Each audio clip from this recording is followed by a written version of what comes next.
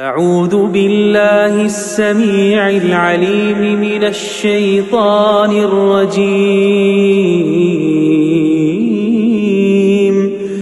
بسم الله الرحمن الرحيم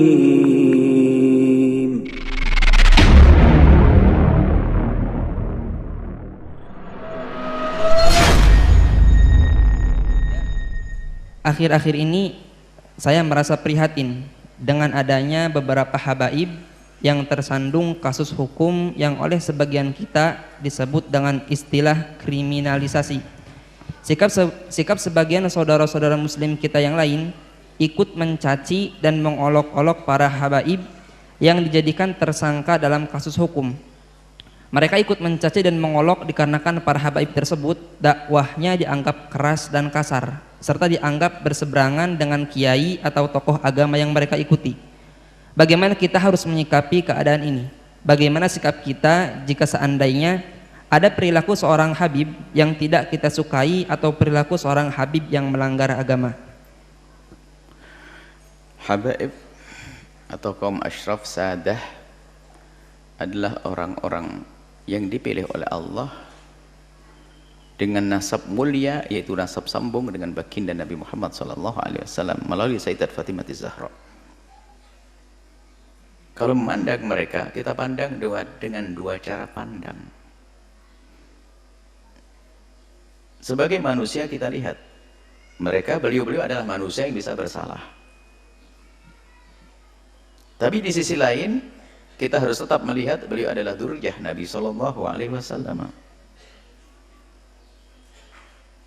Kalau mereka melakukan kesalahan, jangan sampai kita menjadikan merendahkan kehabaibannya. Naudzubillah. Kadang muncul kebencian di hati kita. Habaib.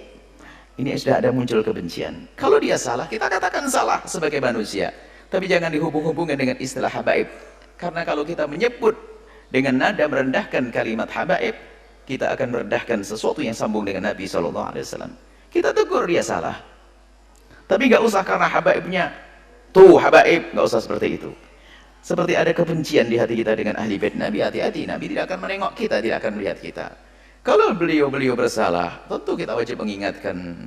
Bahkan kewajiban kita mengingatkan beliau lebih daripada kita mengingatkan yang lainnya. Kenapa?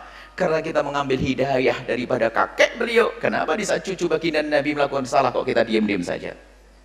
Tapi jangan sampai kita mencaci, mengolok, merendahkan karena dia habaib. Awas, hati-hati itu. Pandang dia salah kita ingatkan. Kalau kesalahannya jangan ditiru, jelas itu. Tapi jangan sampai ada kesan habib tuh. Akhirnya kita merendahkan nasab mulia baginda Nabi SAW. Saat itu kita akan runtuh menjadi rendah. Pandang dengan dua cara pandang. Jika salah dia manusia, sesuai dengan prosedur bagaimana meluruskan kesalahan yang benar. Tentunya bukan dengan bermacam caci maki dan sebagainya. Kemudian jangan dihubung-hubungkan dengan masalah nasab tadi. Nasab mulia itu pilihan dari Allah. Nggak bisa, orang minta pun nggak bisa dapat. Itu sudah dipilih. Beliau punya nasab sambung kepada Rasulullah SAW. Jangan sampai kita merendahkan kehabaibannya itu. Berarti kalau kita merendahkan kehabaibannya, kita merendahkan nasab mulia. Hati-hati. Kalau salah, kita tegur. Wajar, tapi tidak jangan dihubungkan masalah habaibnya kemuliaan itu. Dzurriyyah Nabi SAW adalah mulia. Waspadalah, kadang ini lihat, karena ada kedengki tersembunyi di hati kita kalau sudah habib lah gitu. Habib. Bahkan sampai derajat mendustakan nasab. Habib palsu. Tidak bisa, kalau nasabnya benar, tetap benar. Kita mengatakan palsu malah masuk wilayah dosa lagi. Kalau masalah ada habib yang bersalah, ya tugas kita bagaimana? Sebagai pengikut Nabi yang mencintai Nabi, gimana perilaku kita dengan cucu Nabi? Apakah kita rela cucu Nabi melakukan kesalahan seperti itu? Kalau kita rela, Nabi tidak akan rela kepada kita. Nabi akan marah, kamu mengambil hidayah dariku, tapi cucuku salah kau biarkan. Akan marah Rasulullah kepada kita. Tapi juga jangan dicaci, direndahkan gara-gara kehabaibannya. Hati-hati. Ini penting sekali masalah urusan dengan habaib dzurriyyah baginda Nabi Muhammad SAW. Wallahu a'lam.